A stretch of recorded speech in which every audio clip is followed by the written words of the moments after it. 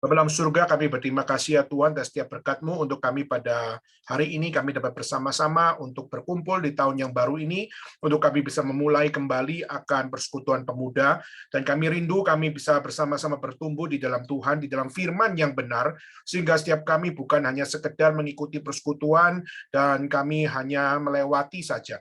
Tapi kami rindu kami bergumul di dalam kebenaran-Mu. Kami rindu kami mengalami sebuah proses di mana kami dapat mencerna setiap kebenaran firman Tuhan dengan benar.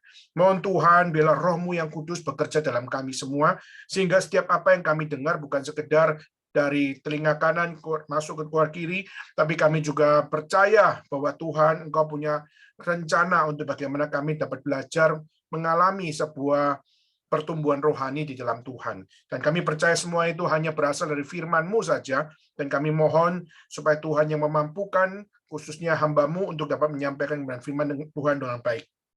Biarlah Tuhan yang campur tangan, biarlah Tuhan juga yang bekerja. Terima kasih ya Tuhan, inilah doa kami yang kami panjatkan dalam Yesus Kristus. Kami bersama-sama berdoa, kami bersyukur kepada Tuhan. Amin. Baik, saudara sekalian, kita hari ini masuk di dalam pembahasan yang baru, yaitu adalah kita bicara tentang theology of prayer, atau kita bicara tentang doa. Nah, mungkin sudah mengatakan bahwa kenapa kita harus membahas tentang doa.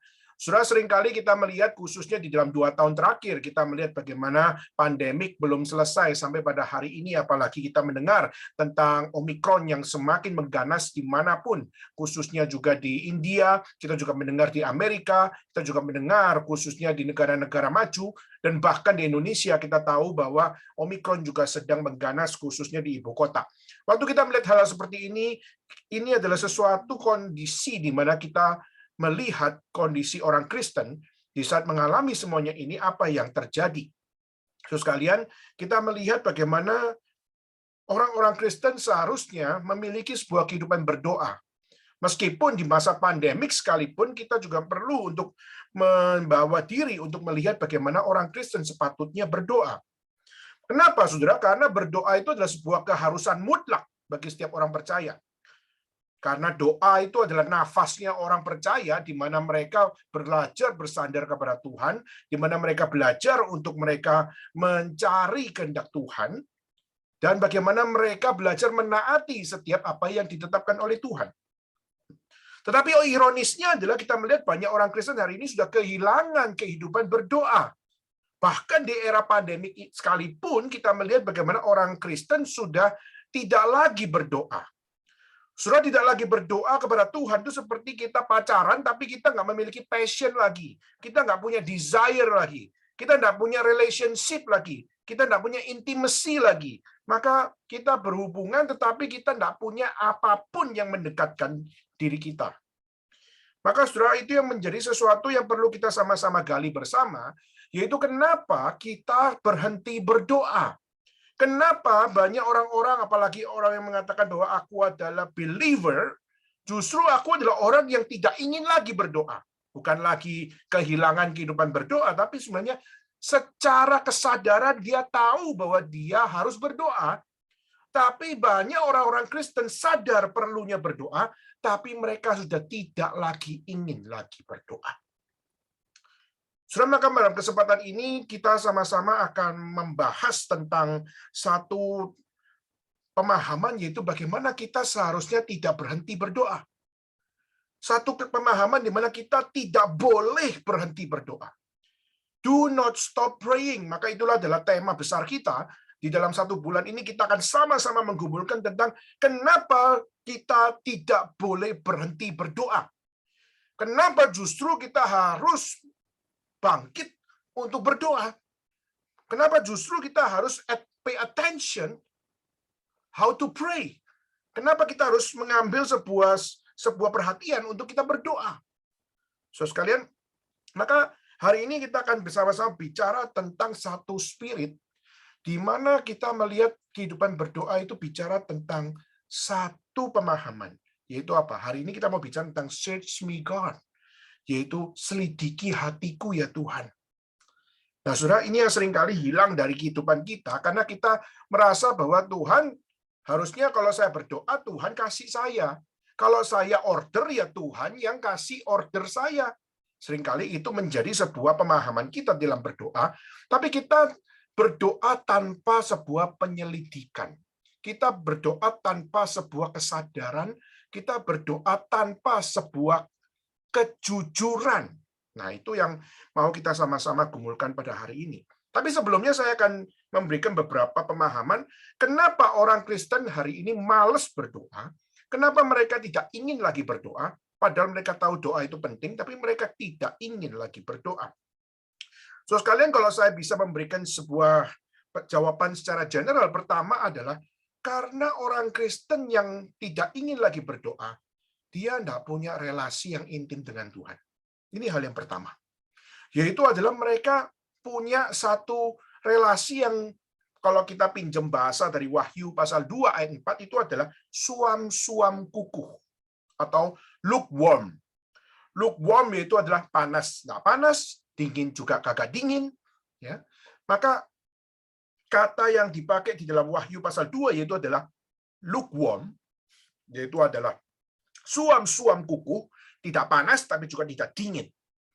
Nah, saudara, kalau kita melihat kasus di Wahyu pasal 2 ayat 4, kenapa pakai istilah suam-suam kukuh? Kenapa pakai istilah lukewarm di situ?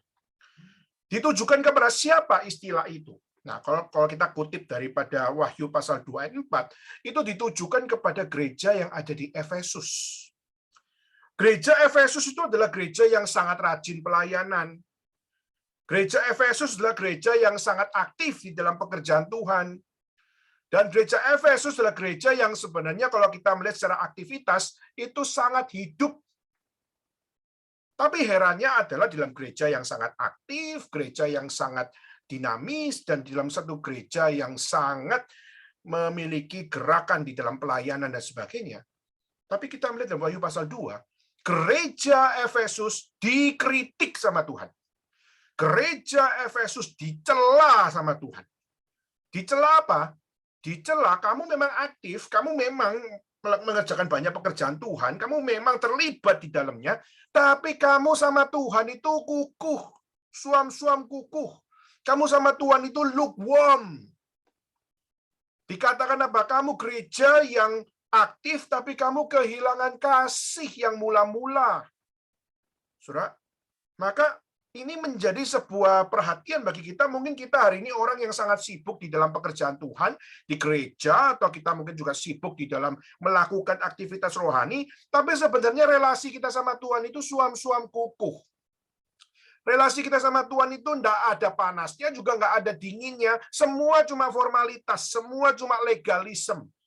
Semuanya cuma tugas, semua cuma sesuai job description. Semuanya cuma sebuah doing work, tetapi tidak ada relation, tidak ada sebuah passion, tidak ada juga sebuah desire. Nah, setelah itulah kenapa kita melihat gereja sudah mengalami akan satu kondisi di mana gereja Efesus penuh aktivitas tetapi kehilangan kasih, kehilangan love. Nah, saudara tahu kalau di dalam perjanjian baru dikatakan bahwa ada iman, pengharapan, dan kasih. Dan yang terbesar adalah kasih. Nah, gereja ini aktif secara kebenaran, gereja ini aktif di dalam menyatakan iman, tetapi gereja ini adalah gereja yang kehilangan love. Yang terbesar, yaitu adalah cinta kasih kepada Tuhan. Nah, saudara, itulah kenapa kita melihat bagaimana orang Kristen sudah tidak lagi ingin untuk berdoa adalah karena relasinya broken.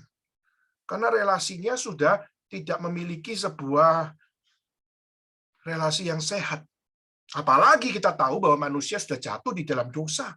Karena manusia jatuh dalam dosa, manusia kehilangan kemuliaan Allah, maka manusia sudah tidak punya lagi the true standard of life. Maka kita melihat justru Kristus datang untuk memberikan redemption, memberikan penebusan kepada manusia, sehingga manusia bisa beroleh pengharapan, bisa beroleh iman yang benar, dan beroleh akan kasih Bapa.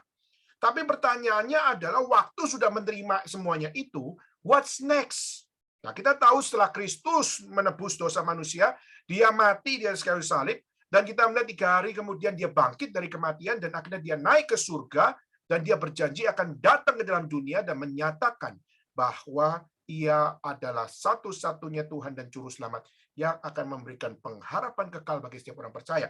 Namun, waktu kita melihat Tuhan naik ke surga dan berjanji dia akan datang kembali, nah sekarang kita lihat sudah berjalan ratusan tahun. Dan waktu kita melihat selama ratusan tahun, kita melihat bagaimana Tuhan belum datang.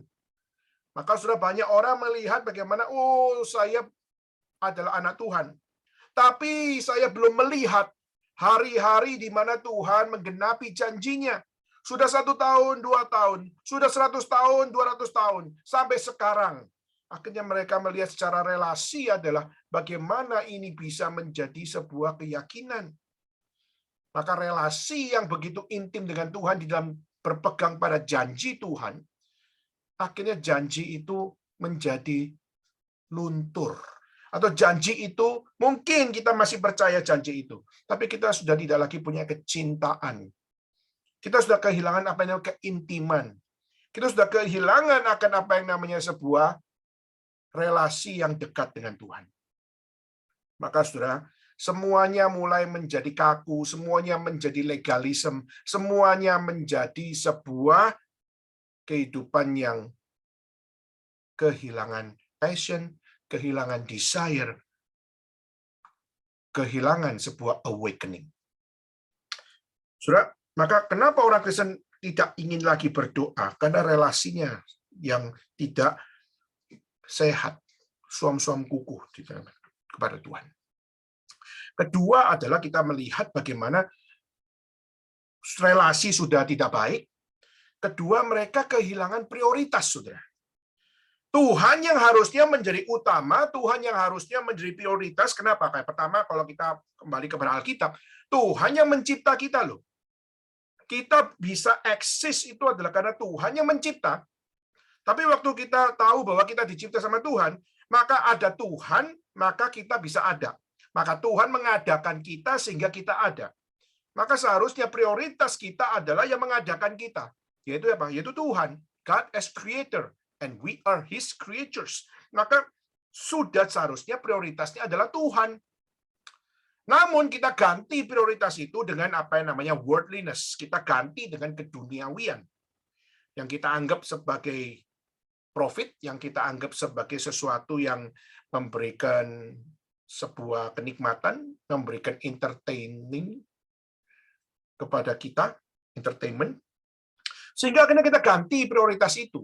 Yang seharusnya prioritasnya adalah Tuhan, tapi akhirnya kita ganti dengan prioritas-prioritas yang lain.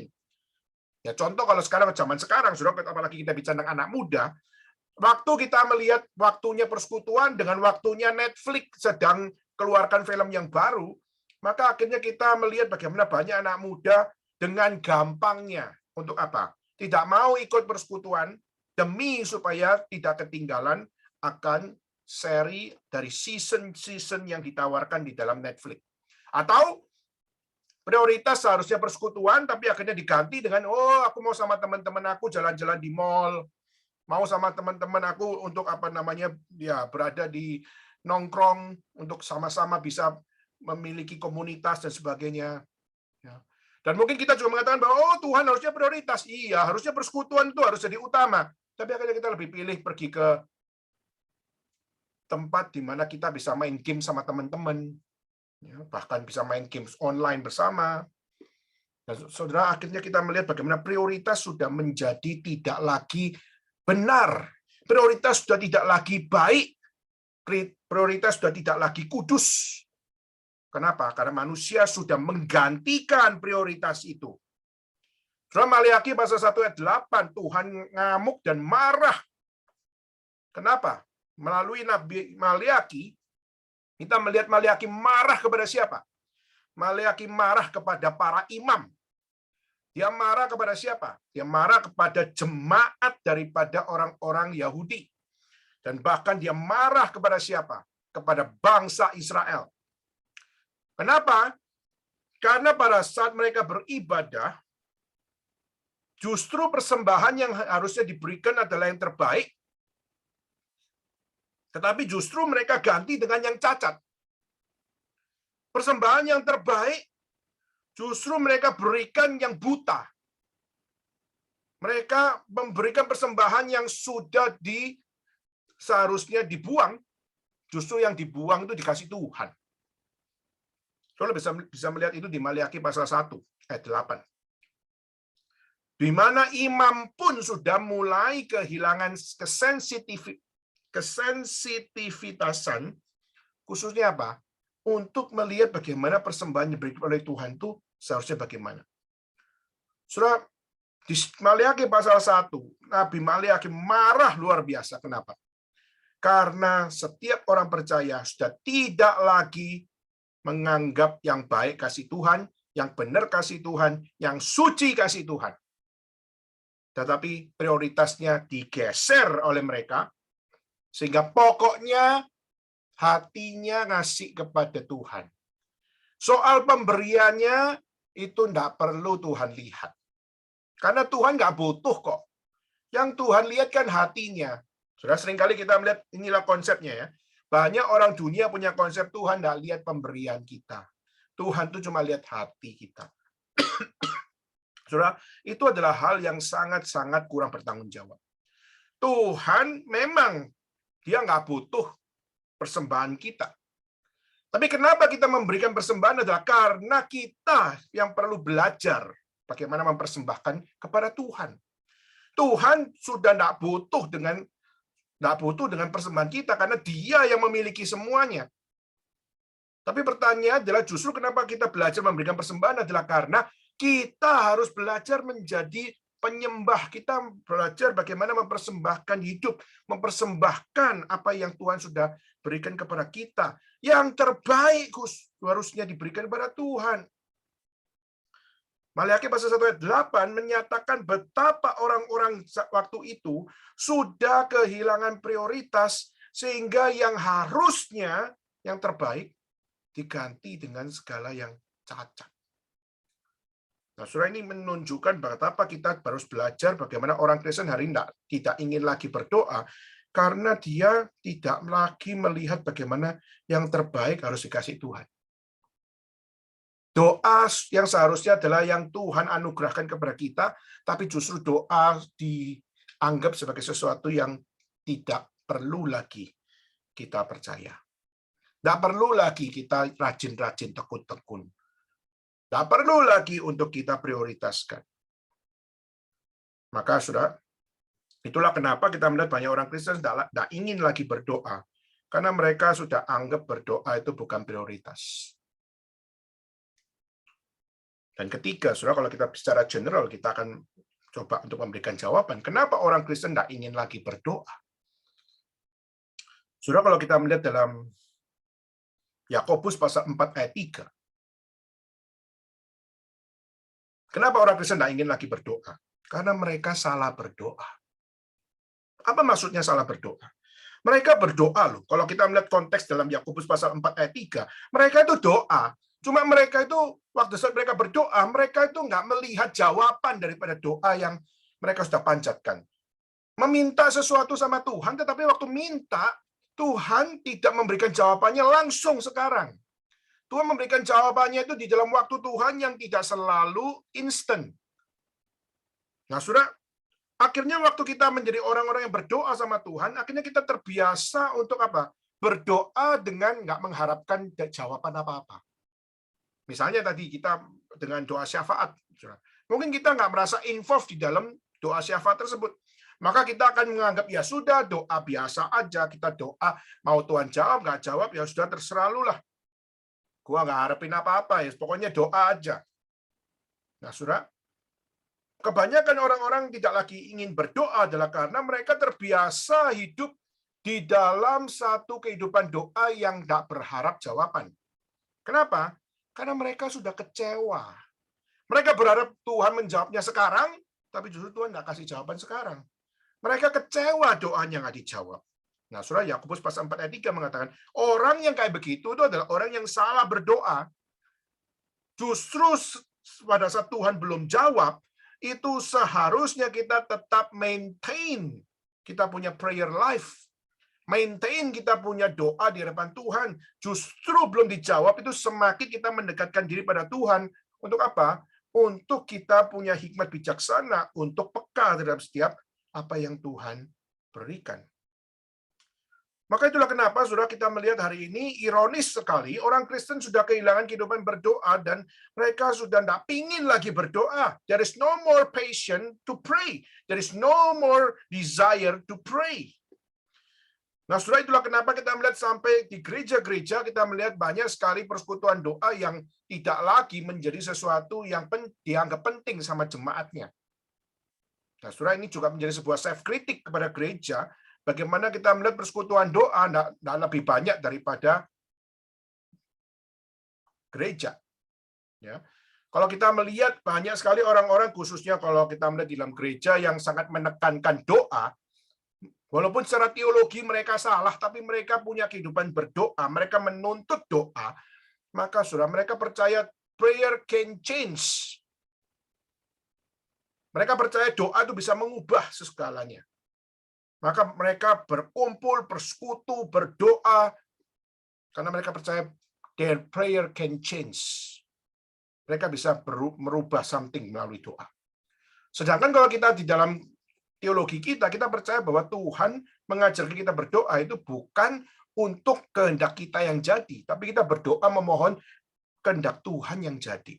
Tapi justru dengan teologi mengharap kehendak Tuhan yang jadi, kita tidak aware. Kita nggak punya kewaspadaan, kita nggak punya sebuah spirit untuk berjaga-jaga. Waktu Yesus di Taman Getsemani, ya dia berkata kepada para murid, berjaga-jagalah, berdoalah dan berjaga-jagalah.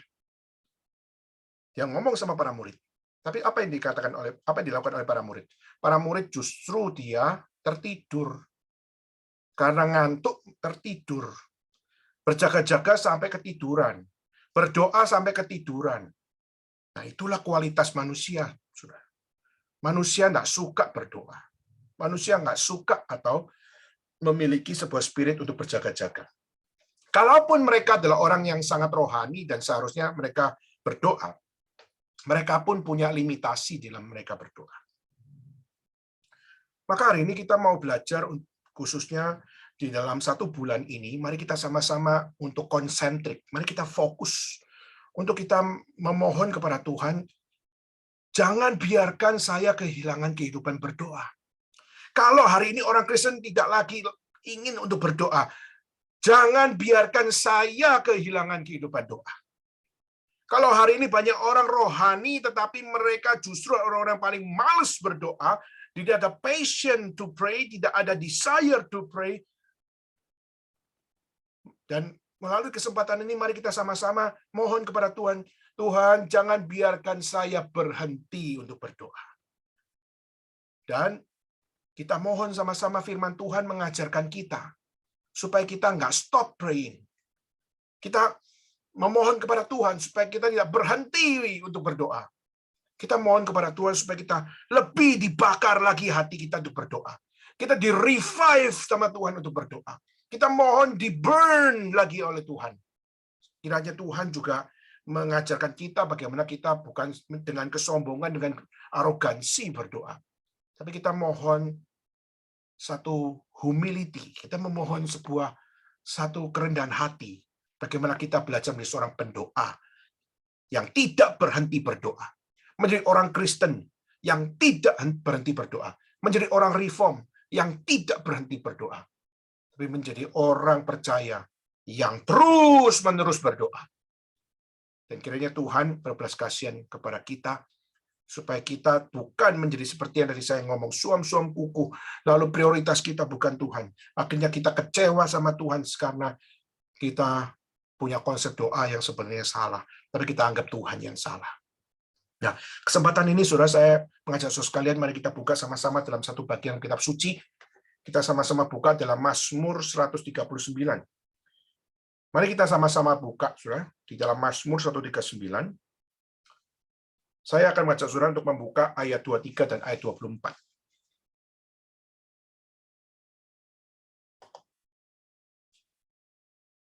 Mazmur 139, ayat 23 dan ayat yang ke-24. Selama menemukan, mari kita baca bersama-sama, saudara sekalian. Mazmur 139, ayat yang 23 dan ayat yang ke-24. 1, 2, 3.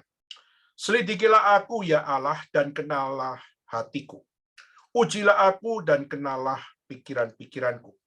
Lihatlah apakah jalanku serong, dan tuntunlah aku di jalan yang kekal. Nah, ini adalah satu doa yang dipanjatkan oleh Daud kepada Tuhan, dan dia sama sekali untuk tidak bisa untuk melihat di dalam konteks di mana musuh berusaha untuk mengambil nyawanya. Dia mohon kepada Tuhan supaya apa? Tuhan, selidikilah aku, Tuhan kenallah hatiku, Tuhan ujilah aku, Tuhan kenallah pikiranku, lihatlah apakah jalanku serong, Tuhan tuntunlah aku di jalan yang kekal. Nah, sudah di dalam bahasa Inggris saya mengutip dari New American Standard Bible. Search me, O God, and know my heart. Put me to the test and know my anxious thought, and see if there is any hurtful way in me, and lead me in the everlasting way.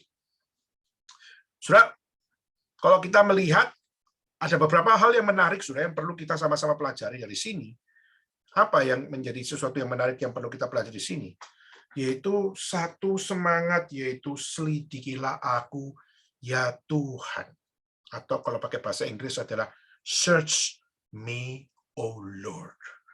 Saudara, waktu kita melihat kata search me, O Lord, atau kita melihat dalam bahasa Indonesia selidikilah aku, ya Tuhan. Saudara, ini adalah sesuatu yang kita sebenarnya kalau mau jujur, saudara, kita jelas-jelas manusia berdosa, kita jelas-jelas adalah orang yang kehilangan kemuliaan Allah, lalu kita doa sama Tuhan, search me, O Lord, saudara, pasti banyak hal-hal yang tidak berkenan di hati Tuhan. Kenapa? Jelas saya orang manusia berdosa kok. Tuhan tidak tahan dengan dosa.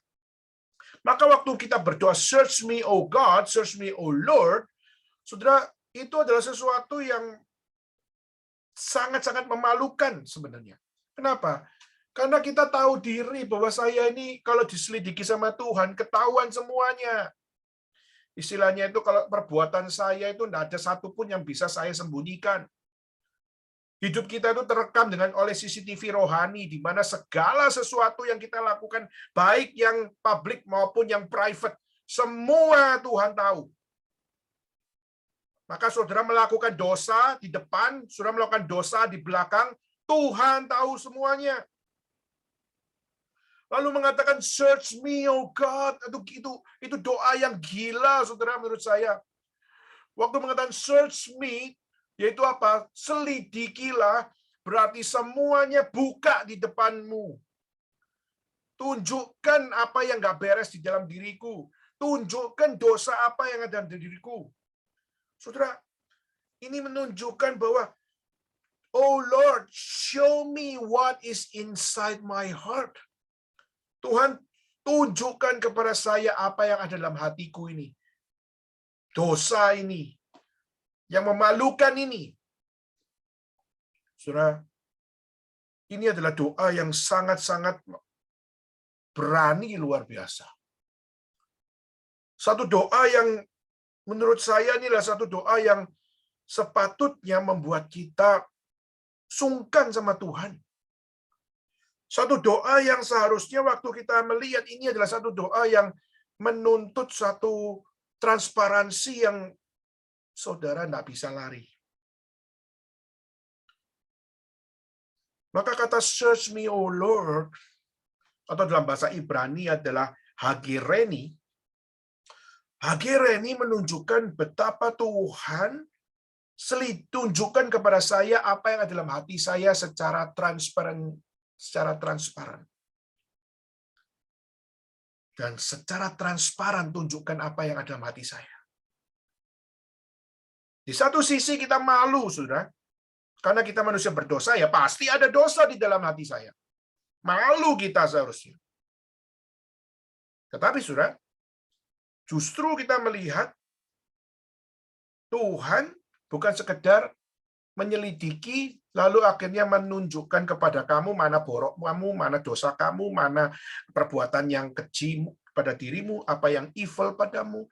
Tuhan bukan cuma sekedar menunjukkan, tetapi Tuhan juga berjanji bahwa Tuhan akan memberikan transformasi. Tuhan yang akan menebus, dan Tuhan yang akan memberikan hidup yang baru. Maka kata selidikilah aku ya Tuhan. Di satu sisi memang itu satu doa yang sangat memalukan buat kita karena Tuhan korek semuanya, Tuhan tontonin semuanya, Tuhan juga tunjukkan secara transparansi, tapi justru juga Tuhan memberikan transformasi. Di dalam perjanjian baru ada satu bagian, saudara, yaitu di dalam 2 Korintus pasal 13. Di dalam 2 Korintus, coba kita buka ya. Kita melihat di dalam 2 Korintus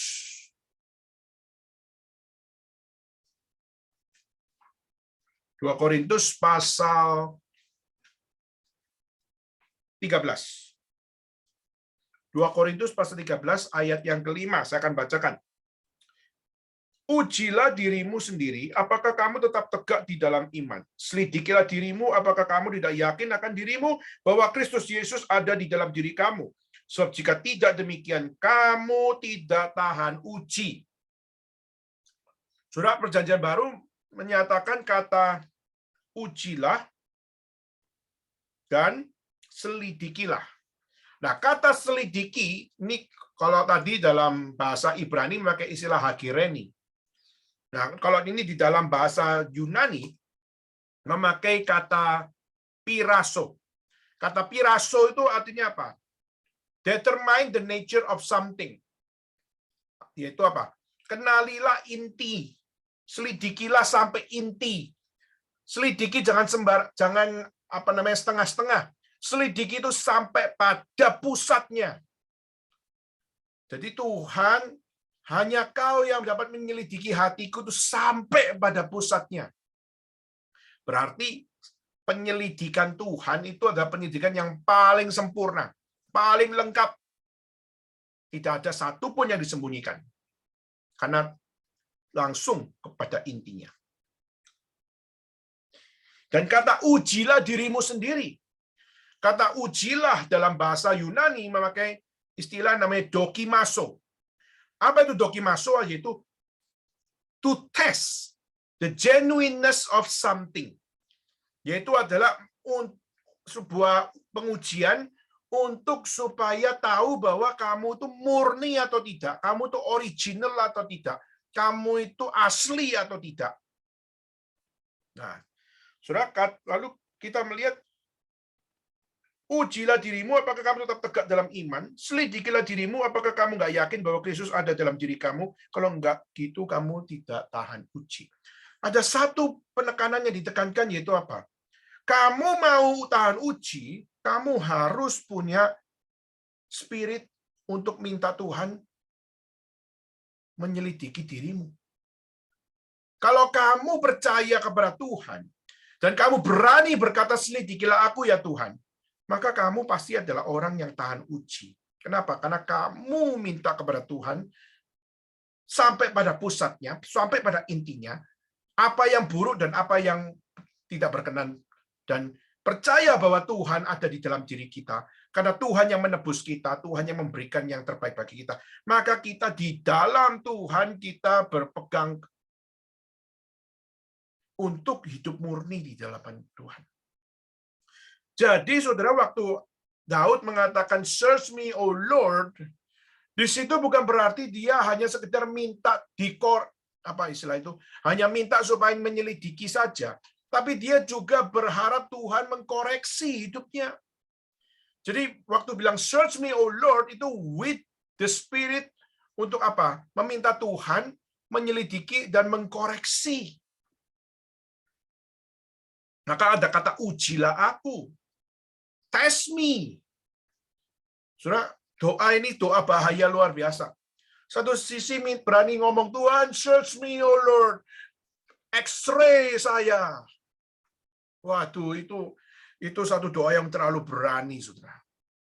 Tapi bukan hanya sekedar X-ray saya, tapi kedua adalah apa? Yaitu ujilah saya. Ujilah saya. Sudah saya pada saat mendengar kata ujilah saya, test me. Orang yang berani minta tes, itu adalah orang yang tahu bahwa apa? Satu sisi kita bisa berhasil, tapi kita juga tahu kita juga bisa gagal. Waktu saya dites, saya bisa sempurna, tapi saya juga bisa tidak sempurna. Nah, tentu saja sempurnanya disuruh sempurna sebagai manusia. Hasil tesnya bisa mungkin 100. Tapi pertanyaannya, ada nggak manusia yang hidupnya 100? Nggak ada. Sudah test the genuineness of something. Yaitu adalah test my life, test my heart. Wah, itu doa yang berani luar biasa, Saudara. Maka kalau saya tantang kita semua, mari kita coba. Tuhan, tes kerohanian saya. Oh Tuhan, tes hati saya. Berani nggak, Saudara? Saya yakin dan percaya Saudara kan pasti mikir banyak hal. Kenapa? Karena sebelum Saudara ngomong tes, Saudara tahu ada hal yang nggak beres. Saudara tahu saya orang Kristen, tapi saya menyimpan dosa. Saya tahu saya orang Kristen, tapi saya masih malas. Saya tahu saya Kristen, tapi saya kurang rajin baca Alkitab. Saya tahu saya orang Kristen, tapi saya kurang berani untuk jujur di hadapan manusia dan di hadapan Tuhan. Saudara, seringkali kita di dalam hidup kita kurang punya keberanian untuk berkata, search me, O Lord, and test me. Tetapi saudara, justru di dalam Tuhan mengajarkan kepada kita melalui Daud dan juga melalui Paulus. Untuk apa? Untuk belajar berdoa, meminta Tuhan menyelidiki hati. Untuk belajar berdoa kepada Tuhan, untuk memberanikan diri berkata, test me, O Lord. Kenapa, saudara? Karena hidup itu harus dipilah. Saudara, meskipun saudara tidak orang percaya, saudara adalah orang percaya yang ada di dunia. Dan di dunia itu ada yang harus dipilah. Ada yang benar, ada yang jahat. Ada yang good, ada yang evil. Nah, kadang-kadang kita di dalam dunia itu berusaha untuk meracuni kita, untuk supaya konsep kita yang kudus itu kompromis. Konsep yang benar, kompromis. Konsep yang baik, kompromis. Termasuk doa. Seringkali kita ada apa-apa, seharusnya orang Kristen itu selalu berdoa kepada Tuhan, tetapi orang-orang dunia mengatakan bahwa apa? Ngapain kamu berdoa sama Tuhan? Ini gampang kok. Ini cuma dijawab ya atau tidak, lakukan atau tidak lakukan. Nggak perlu doa sama Tuhan. You're wasting your time. You're wasting your spirit. Maka saudara, akhirnya kita menjadi orang-orang yang dikaburkan oleh dunia, sehingga kehidupan berdoa kita itu menjadi something yang tidak lagi crucial. Dan akhirnya kehidupan berdoa kita itu menjadi sesuatu yang tidak lagi memiliki intimacy, memiliki passion, memiliki desire with God. Maka kalau kita mau jujur dan bertanya kepada diri kita sendiri, bukankah itu juga terjadi pada diri kita? Bukankah seringkali itu adalah sesuatu yang menjadi trouble bagi kita? Waktu kita disuruh memilih, waktu kita disuruh untuk bagaimana memutlakkan akan apa yang sepatutnya kita kerjakan kepada Tuhan. Tapi waktu dunia berusaha untuk menggeser semuanya itu, kita akhirnya menjadi orang yang mepanfa. Mepanfa itu dari orang yang akhirnya tidak bisa tidak. Kita mengiyakan keduniawian itu. Berapa banyak, saudara, kita melihat hal-hal tersebut terjadi. Misalnya, di dalam kita sebagai anak muda misalnya, kita kenalan sama pasangan kita. Waktu kita kenalan, kita tanya apa? Seringkali kita mengutamakan dengan, ya, do you love me? Am I love you? Seringkali kita mendasarkan love adalah something crucial. Nggak salah, saudara. Di dalam kita berpacaran atau dalam kita membangun cinta kasih kepada orang, love must be exist. Tapi pertanyaannya, which standard, which love yang menjadi standar di dalam sebuah relation? Saudara, seringkali kita tidak menganggap Tuhan penting. Makanya itulah kenapa waktu Tuhan mengatakan bahwa kamu harus bersama menjalan sebuah hubungan itu dengan orang yang seiman, tapi akhirnya kita juga melihat bagaimana seringkali yang seiman itu menjadi sesuatu yang bukan lagi prioritas. Akhirnya yang kita jadikan prioritas adalah apa? Our humanistic love, our eros love, our lustful love.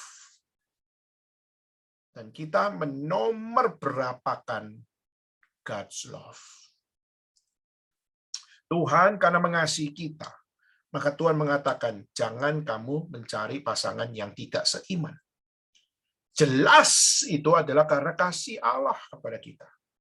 Tapi seringkali kita mengatakan apa? Oh, dunia sudah menunjukkan bahwa apa? Fine-fine aja kok sama orang di luar Kristen. Beda iman nggak apa-apa kok. Coba lihat artis-artis itu. Mereka nikah nggak apa-apa kok. Sudah seringkali kita menganggap bahwa apa? Ya, itu adalah bukti humanistic stories. Itu adalah sebuah humanistic history. Kita seringkali menunjukkan bahwa ada kok orang-orang yang beda agama, nggak apa-apa kok, dan sebagainya. Saudara, kita seringkali mengatakan humanistic stories itu seakan-akan lebih touching daripada the word of God yang adalah Allah yang mencipta kita dan Allah yang mengasihi kita. Kita nggak merasa the word of God so touching di dalam kehidupan kita. Kita lebih menganggap human stories lebih touching daripada firman Tuhan. Maka saudara, waktu kita melihat Daud mengatakan, search me, O God, and test me. Saudara, ini yang harus kembali kepada kehidupan kita. Hari ini waktu kita berdoa, apa yang kita minta sama Tuhan? Seringkali kita fokusnya kepada apa? Di dalam kitab Injil dikatakan, mintalah maka semua akan diberikan kepadamu. Saudara, kata mintalah maka semua akan diberikan kepadamu. Seringkali itu yang jadi konten doa kita. Tapi kita lupa bahwa apa yang harus kamu minta? Kamu mau minta itu dasar apa? Terus kamu waktu minta, kamu tahu nggak apa yang kamu minta? Seringkali kita mintanya adalah apa yang kita suka. Kita bukan meminta apa yang Tuhan suka. Contoh, saudara, misalnya saya pernah, ya ada seorang pemuda ya, seorang pemuda yang memang secara tampang kurang ganteng. Dan akhirnya dia waktu itu kontak kepada saya, dan akhirnya dia tanya-tanya, kenapa ya kok saya nggak bisa punya pasangan ya? Saya bilang, kamu kenapa nggak bisa punya pasangan? Kamu jual mahal kali, saya bilang begitu. Dan dia mengatakan bahwa apa? Ya, saya pasti punya keinginan, yaitu apa? Saya harus cari yang cantik. Kenapa? Itu keinginan saya. Nah, karena saya mau cari pasangan itu harus cari yang cantik, ya pasti nggak ada yang ganteng gitu ya. Cari yang cantik, maka apa? Maka saya fokus kepada yang cantik. Tapi pertanyaannya, yang cantik tidak mau sama saya. Kenapa? Karena saya tidak ganteng. Maka saya mengatakan bahwa apa? Lah, pertanyaannya adalah kamu berharap perempuan yang cantik dan kamu berharap dia bisa menerima kamu. Pertanyaannya, apakah itu yang paling utama, yaitu cantik itu? Dan dia mengatakan bahwa apa? Ya, itu adalah utama buat saya. Dan saya sudah berdoa sama Tuhan bertahun-tahun. Tapi waktu saya berdoa sama Tuhan bertahun-tahun, Tuhan nggak kasih jawabannya. Malah saya mau kejar dia, ditolak. Kejar dia, ditolak. Kejar dia, ditolak. Nah, saudara, waktu itu akhirnya pemuda ini mengatakan bahwa apa? Akhirnya saya pindah gereja. Kenapa? Saya berharap bisa dapat perempuan-perempuan yang cantik. Terus saya nggak dapat, ditolak. Saya pindah gereja lagi. Akhirnya saya pindah gereja lagi. Akhirnya dia pindah gereja. Akhirnya apa? Dia pindah gereja bukan cari Tuhan. Dia cari perempuan, dia cari yang cantik untuk bisa jadi istrinya dia kelak.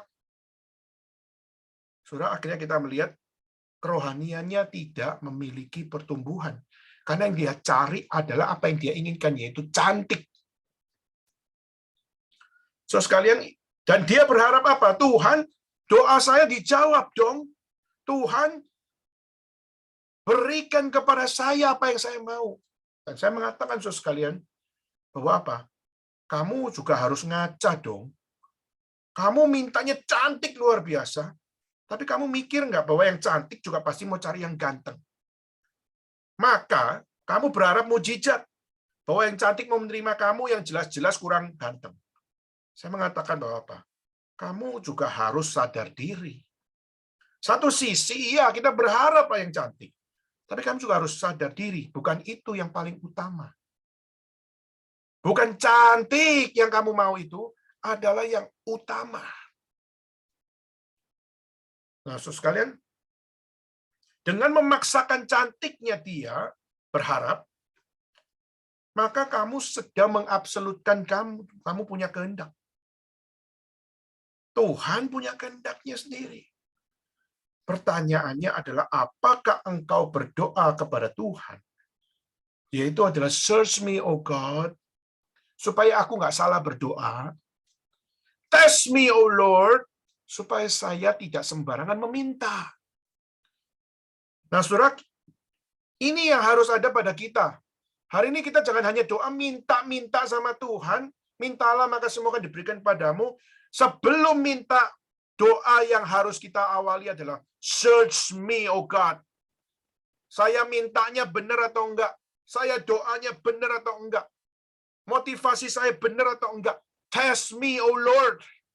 Tunjukkan belak-belakan ya Tuhan. Tunjukkan secara transparan. Apa yang saya minta ini benar-benar atau sesuai kehendak-Mu atau tidak. Secara inti, secara murni, Tuhan show me. Tuhan tunjukkan pada saya. Saudara, orang yang belajar dari doa Daud ini adalah orang yang pasti akan secara jujur tahu doanya adalah doa yang memang patut dipanjatkan kepada Tuhan atau tidak. Orang yang sungguh-sungguh memiliki spirit untuk meminta Tuhan, search me, oh Lord, and test me, dia mengambil resiko terbesar untuk supaya punya motivasi yang paling murni. Maka hari ini kalau saudara mengatakan, saya berdoa, tapi saudara nggak mau minta, nggak berani berkata, search me, oh Lord, nggak berani berkata, test me, oh Lord, saudara, jangan-jangan doamu adalah doa yang salah dan Tuhan tak berkenan atas doa. Maka Efesus pasal 2 ayat 10 mengatakan bahwa doamu harus didiscern. Kemauanmu harus didiscern. Harus ada discernment, harus ada pemilahan. Apakah doamu good or evil? Apakah doamu itu adalah bicara tentang truth atau bicara tentang lust?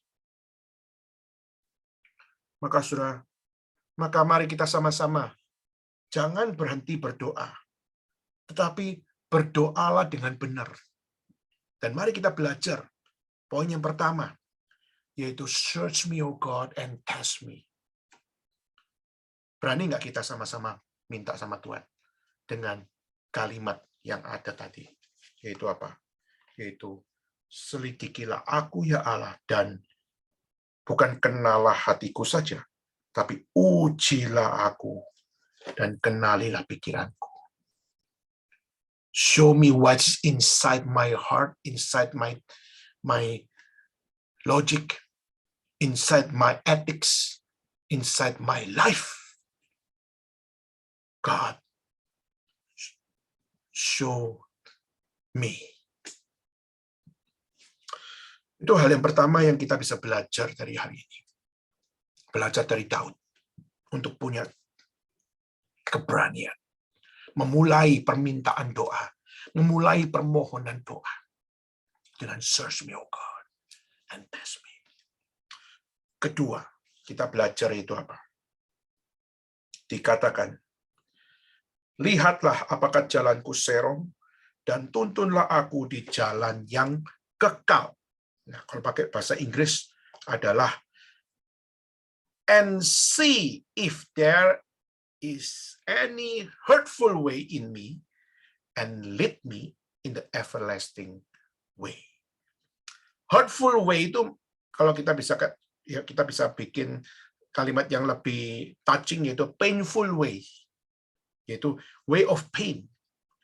Jadi kalau ada hal-hal yang serong itu adalah sesuatu yang mendukakan hati Tuhan.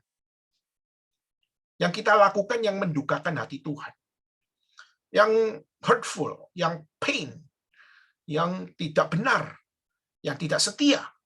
Kalau pakai Indonesia serong, ya, tapi NASB menafsirkan kata itu dengan pain, dengan hurtful. Nah, Saudara, menjadi sesuatu yang perlu kita sama-sama belajar, yaitu apa? Yaitu bagaimana saya bisa belajar untuk memahami jalanku serong atau tidak. Saudara, kalau kita melihat dalam bahasa Inggris memakai istilah hurtful atau memakai istilah painful. Kalau kita lihat bagaimana kita bisa memahami kehidupan kita yang mendukakan hati Tuhan. Gimana kita merasakan bahwa apa yang selama ini saya jalani adalah sesuatu yang menyakitkan hati Tuhan. Nah, Saudara, kalau kita lihat bahasa Inggris memakai istilah hurtful atau painful. Nah, mungkin kita kalau secara kehidupan, kita bisa bertanya, Tuhan, apakah hidup saya mendukakan hatimu? Apakah hidup saya sungguh-sungguh membawa hal yang nggak berkenan padamu? Kalau kita punya spirit berdoa seperti itu, Saudara pasti akan hati-hati dalam segala sesuatu. Karena Saudara tidak mau menyakitkan hati Tuhan. Seperti apa? Misalnya, Saudara menjadi seorang anak. Saudara adalah anak daripada mama kita atau papa kita. Satu sisi kita bisa untuk mendukakan hati papa dan mama kita. Tapi pertanyaannya, waktu kita mau melakukan something, apakah dengan kita melakukan something ini, saya mendukakan ayah saya atau mendukakan ibu saya? Apakah saya punya awareness terhadap itu? Apakah kita punya ketakutan untuk mendukakan hati ayah kita atau ibu kita? Apakah kita punya satu spirit berjaga-jaga supaya apa? Kita bukan langsung kompromis, tapi kita masih punya satu sensor zone untuk gimana kita mempertanyakan apakah ini betul-betul sesuatu yang useful or not. Saudara, kita perlu barometer, Saudara. Misalnya, Saudara ditawarin sama orang bisnis. Tapi bisnis itu bisnis kotor luar biasa. Saudara sebagai seorang anak, Saudara, kita itu mencerminkan nama keluarga. Nah, misalnya, papa mama kita orang yang bersih. Maka kita berharap bahwa saya jadi anak yang bersih juga dong. Tapi waktu kita diajak bisnis, kita diajak main kotor nih. Saudara, perlu ada sebuah awareness ya, Bapak. Kalau saya bisnis sama kamu dengan cara seperti ini, saya mempertaruhkan apa? Saya mempertaruhkan diri saya sendiri, yes. Saya mempertaruhkan keluarga saya, yes. Saya mempertaruhkan orang tua saya, yes. Dan seharusnya kita bisa lebih tinggi lagi. Saya sedang mempertaruhkan kehidupan saya di hadapan Tuhan. Maka saudara, kalau kita melihat dalam bahasa Indonesia, apakah jalan saya serong atau tidak? Lalu kalau kita melihat dalam bahasa Inggris tadi, yaitu apakah jalan saya itu hurtful, painful for you? Nah, saudara, kalau di dalam bahasa Ibrani, memakai istilah sarapai. Memakai istilah biosep derek imsur oree, yaitu adalah satu hal, tunjukkan kepada saya apakah saya konsisten dengan kamu atau tidak. Jadi ada satu hal, apakah hidup saya konsisten atau tidak? Hidup saya berkenan atau tidak? Apakah hidup saya mendukakan hatimu atau tidak? Saudara, maka ini adalah sesuatu yang sangat baik. Untuk apa? Waktu kita berdoa, saudara, pertanyaan pertama adalah yang kita perlu tanya pada Tuhan adalah, Tuhan, search me, oh God, and test me. Kedua adalah, Tuhan, Lord, show me my way. Show me my way. Tunjukkan jalanku. Jalanku benar enggak sama jalanmu? Yang saya lakukan, apakah konsisten dengan kamu atau inkonsisten dengan kamu? Kalau inkonsisten, I will deny it. Tapi kalau kalau konsisten, I will approve. Tapi kalau inkonsisten, I don't want to approve. I just want to disapprove. Saudara, ini adalah sesuatu yang perlu menjadi sebuah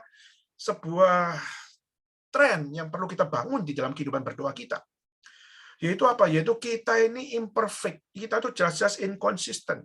Kita harusnya deny the false teaching.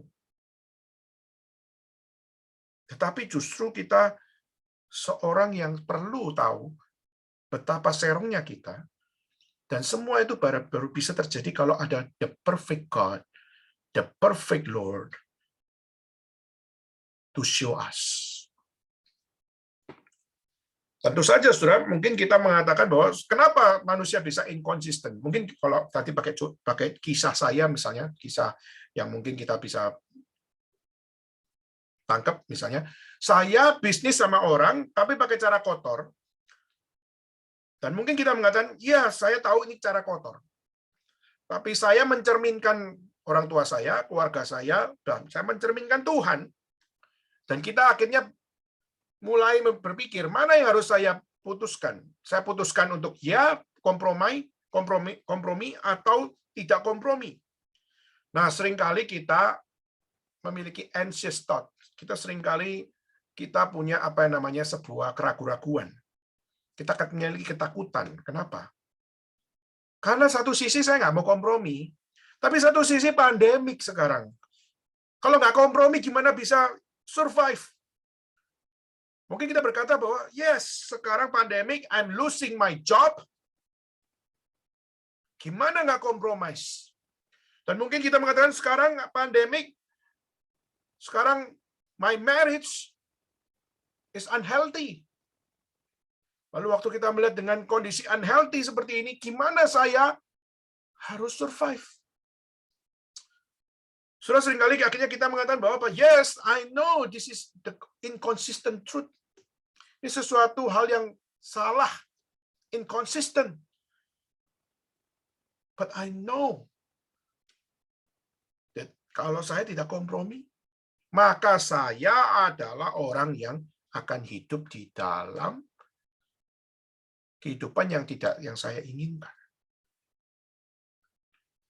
Maka saudara, waktu kita melihat, lihatlah apakah jalanku serong. Menunjukkan kepada kita bahwa Daud mau menunjukkan bahwa waktu kita berdoa, berani nggak kamu minta Tuhan, bukan sekedar selidiki,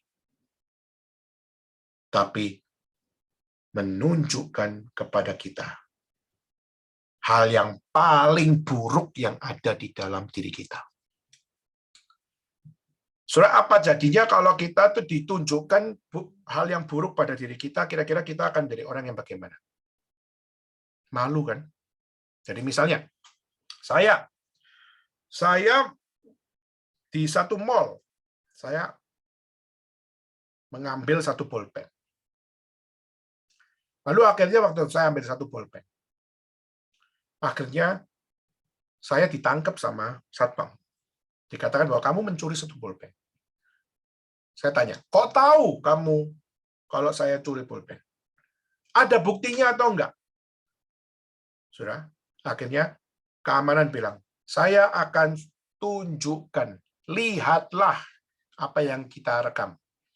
Akhirnya waktu ditunjukkan CCTV-nya, akhirnya terlihatlah saya mengambil bolpen dan masukkan di kantong. Dan waktu saya masukkan ke kantong, saya lihat di situ, dan jelas-jelas perbuatan itu perbuatan yang serong yang saya lakukan. Saya akhirnya malu luar biasa. Kenapa? Aku melakukan evil things. Saya melakukan hal yang jahat. Saudara, berani minta Tuhan tunjukkan jalanku serong atau tidak. Kamu pasti malu di hadapan Tuhan. Tapi lebih baik malu dan bertobat daripada malu dan akhirnya kehilangan jalan keluar. Lebih baik Tuhan tunjukkan serong mana dan yang tidak serong yang mana, dan waktu serong bertobat, waktu serong sadar, dan waktu serong kamu bukan berjalan sendiri lagi. Tapi apa? Alkitab mengatakan, Daud mengatakan, tuntunlah aku di jalan yang kekal. Kata tuntunlah aku di jalan yang kekal. Kalau di dalam bahasa Inggris, lead me in the everlasting way. Lead me, atau bahasa Ibrani adalah oneheni.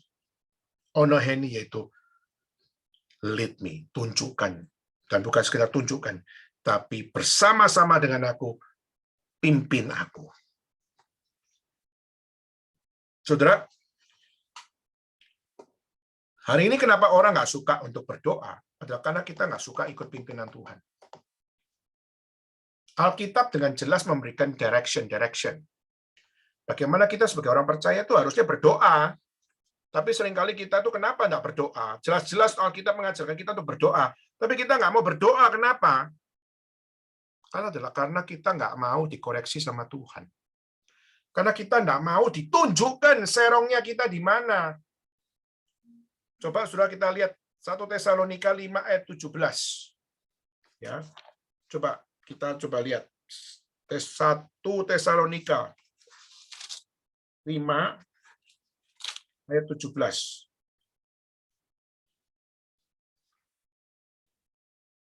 Tetaplah berdoa. Kata tetaplah berdoa itu maksudnya apa, saudara? Tetaplah berdoa berarti kamu with consistency. You must to pray.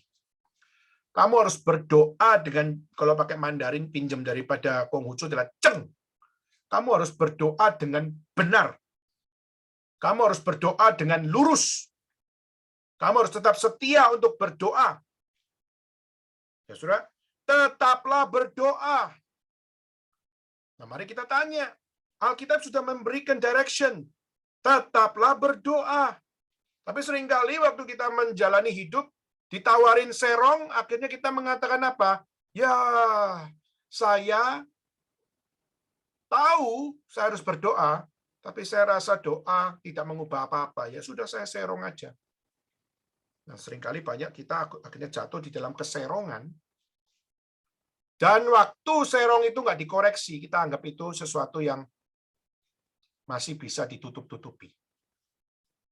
Tetapi saudara, di hadapan Tuhan, ada apa yang tidak bisa ditutupi? Semua itu manusia berusaha tutupi, tapi tidak ada yang Tuhan bisa ditipu dengan apa yang ditutupi. Tuhan bisa melihat semuanya. Jadi saudara, tetaplah berdoa. Alkitab sudah ngomong, tapi kita justru malas doa. Kita justru tidak menganggap doa itu penting. Itu adalah dosa, saudara. Tidak berdoa, tidak menganggap firman Tuhan penting, yaitu kata tetaplah berdoa, berarti orang itu nggak mau dikoreksi sama Tuhan. Orang itu sedang berdosa. Coba kita lihat lagi Mazmur 145. Mungkin bisa gantian ya. Mungkin coba Gracelyn bisa bantu bacain. Mazmur 145 ayat 8. Mazmur 145 ayat 8. Ya. Tuhan itu pengasih dan penyayang, panjang sabar dan besar kasih setianya. Ya. Dikatakan bahwa Tuhan itu pengasih dan penyayang, panjang sabar dan besar kasih setianya. Nah, di sini menandakan bahwa Tuhan itu bukan sekedar Tuhan yang suruh kita berdoa. suruh kita untuk tidak boleh tidak mengindahkan, harus berdoa. Satu sisi kelihatannya Tuhan itu strict luar biasa. Tapi Alkitab juga mengatakan Tuhan itu pengasih dan penyayang, dan dia panjang sabar, besar kasih setianya. Dan saya baca ayat 9, Tuhan itu baik kepada semua orang dan penuh rahmat terhadap segala yang dijadikannya. Jadi, kalau kita konekkan, yaitu apa? Waktu dikatakan tetaplah berdoa itu bukan menunjukkan Allah itu otoriter. Tapi justru menunjukkan Allah itu justru karena pengasih, karena dia penyayang, karena dia panjang sabar, karena dia besar kasih setianya, dia suruh kita tetaplah berdoa. Apalagi Tuhan itu baik pada semua orang dan penuh rahmat terhadap segala yang dijadikannya. Berarti perintah Tuhan tidak mungkin salah. Perintah Tuhan tidak mungkin merugikan. Perintah Tuhan always right. The word of God always right. Jadi, saudara, waktu Daud mengatakan, lead me to the everlasting way, di situ kita harus setia pada firman Tuhan. Waktu firman Tuhan berkata, tetaplah berdoa, ya doalah sama Tuhan. Dengan benar tentunya. Karena Tuhan pengasih, penyayang, panjang sabar, besar kasih setianya, Tuhan itu baik, penuh rahmat, dan dia tidak mungkin salah memberikan firman. Firman itu adalah bentuk kasih sayangnya dia. Maka do pray. Maka berdoalah. Bahkan kalau kita lihat Lukas pasal 11 ayat 2-4, Kristus saja berdoa loh. Lalu Kristus juga menyuruh pengikutnya untuk juga berdoa, menyuruh murid-muridnya untuk berdoa. Berdoalah dan berjaga-jagalah. Waktu Tuhan masuk ke mana? Tuhan masuk ke Getsemani, dia juga minta murid-muridnya berdoa, Yesus juga berdoa. Jadi, saudara, Tuhan bukan asal suruh kita berdoa. Yesus juga berdoa. Dan dia tidak kompromi. Kita juga sepatutnya tidak kompromi. Saudara, berdoa itu adalah karunia yang Tuhan berikan pada kita. Berdoa adalah karunia perantaraan yang dia percayakan kepada kita untuk kita belajar. Belajar apa? Kita belajar untuk dipimpin sama Tuhan. Saudara, berdoa itu penting. Maka waktu saudara sudah mulai bermain-main untuk tidak mau berdoa, Tuhan tidak segan-segan hukum kita. Mari kita buka 1 Samuel pasal 12 ayat 23. Apa bisa Sarah, apakah memungkinkan Sarah untuk membacakan 1 Samuel 12 ayat 23? 1 Samuel 12 ayat 23. ayat 23. Mengenai aku, jauhlah daripadaku untuk berdosa kepada Tuhan dan berhenti mendoakan kamu. Aku akan mengajarkan kepadamu jalan yang baik dan lurus. Ya, thank you. Mengenai aku, jauhlah daripadaku untuk berdosa kepada Tuhan. Dengan apa? Berhenti berdoa atau berhenti mendoakan kamu. Saudara, berhenti mendoakan itu adalah sebuah dosa. Aku akan mengajarkan kepadamu jalan yang baik dan lurus. Dan jalan yang baik dan lurus adalah berdoa.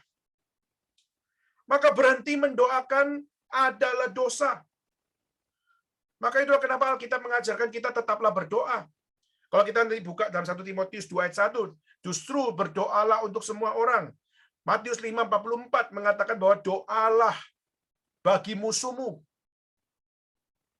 Dan kita melihat Matius 26:41 dikatakan berjaga-jagalah dan berdoalah.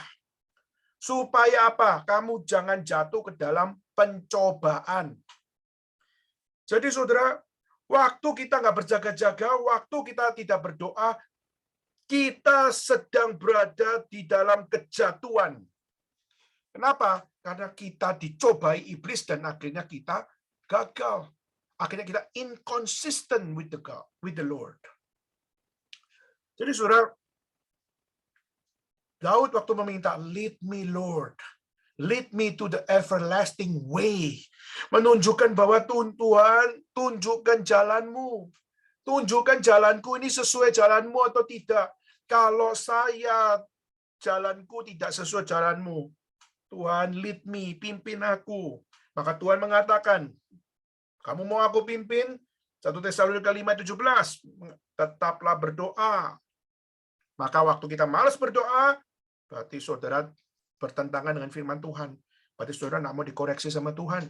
Waktu Mazmur 145 ayat 8 mengatakan, Tuhan itu kasih, penyayang, dan dia menyatakan anugerah. Tapi kita anggap, aku tidak perlu doa sama Tuhan. Dia mau penyayang kek, dia mau pengasih kek, terserah. Seringkali kita take it for granted. Dan seringkali kita lupa bahwa di dalam 1 Samuel 12 ayat 23 tadi, kamu berhenti mendoakan, itu adalah sesuatu yang jahat. Justru kita harus berdoa, terus berdoa, membangun kehidupan berdoa. Jangan jatuh dalam pencobaan. Saudara, maka hari ini saya akan menutup dengan satu hal, yaitu apa? Saudara, berdoa adalah sebuah keharusan mutlak. Jangan berhenti berdoa. Maka melalui kesempatan ini dalam tahun 2022, mari kita maintain kita punya kesadaran bahwa apa? Tuhan, berdoa adalah keharusan mutlak bagi orang percaya. Maka jangan sampai aku kehilangan kehidupan berdoa. Jangan sampai aku suam-suam kuku. Jangan sampai aku kehilangan prioritas. Jangan sampai aku kecewa sama Tuhan. Sehingga akhirnya doaku menjadi satu doa yang nggak penting lagi buat Tuhan. Maka saudara, mari kita belajar seperti Daud. Search me, O Lord, and test me. Tunjukkan kehidupan doaku yang jelek ini. Tunjukkan hal yang nggak beres dalam hidupmu. Dan change me, O Lord. Bukan sekedar minta test me and search me, tapi minta perubahan. Untuk apa? Supaya semua dosa yang ada di dalam hidupku ini, uncover my sin. Buka-bukaan, tunjukkan. Dan Tuhan, aku mau transformasi. Aku punya anxious thought, aku punya ketakutan-ketakutan. Show me and change me. Change me with what? Change me with God's leading. Dengan Tuhan memimpin kita. Sehingga akhirnya apa? Kita bisa rela dikoreksi, kita rela dipimpin, doa kita dibawa di dalam kebenaran doa. Sehingga hidup kita tidak akan menjadi stuck lagi. Kesulitan tetap ada. Pandemik belum selesai. Tapi relasimu dengan Tuhan, kehidupan doamu dalam Tuhan, sesuai firman, sesuai kehendak Tuhan, dan sesuai kedaulatannya. Dan waktu semua itu sesuai dalam kedaulatannya, do not fear. Tidak perlu takut. Kenapa? Karena engkau menerima janji Tuhan, yaitu apa? Kristus bersama-sama dengan engkau. Dia bukan sekedar hadir dalam hati kita, tapi dia adalah satu-satunya Tuhan dan Juru Selamat yang memberikan keselamatan bagi kita. Dunia bisa memberikan distraction, tetapi the one and only way to heaven, only by Christ alone. Maka do not stop praying. Jangan berhenti berdoa. Mari kita sama-sama minta sama Tuhan. Kehidupanku sebagai orang Kristen harus lebih fruitful lagi, lebih growing lagi, lebih jadi berkat lagi. Dimulai dari kehidupan doaku. Terus diaktifkan, terus dibakar, burn, dan terus menyala bagi kemuliaan nama Tuhan. Maukah saudara minta kepada Tuhan, burn my prayer life, burn my faith, and burn my Christian belief in me. Kiranya Tuhan memberkati kita semua. Kiranya Tuhan yang memimpin setiap kita. Mari kita tundukkan kepala kita bersama-sama berdoa. Tuhan, ampunilah kami. Kalau kami adalah orang-orang yang sudah berdosa di dalam kehidupan doa kami. Kami berhenti berdoa. Kami sudah nggak anggap penting doa. Kami sudah kecewa dengan doa. Kami kecewa dengan Tuhan. Kami nggak mau lagi dikoreksi sama firman Tuhan. Kami nggak mau lagi dikoreksi oleh Tuhan sendiri.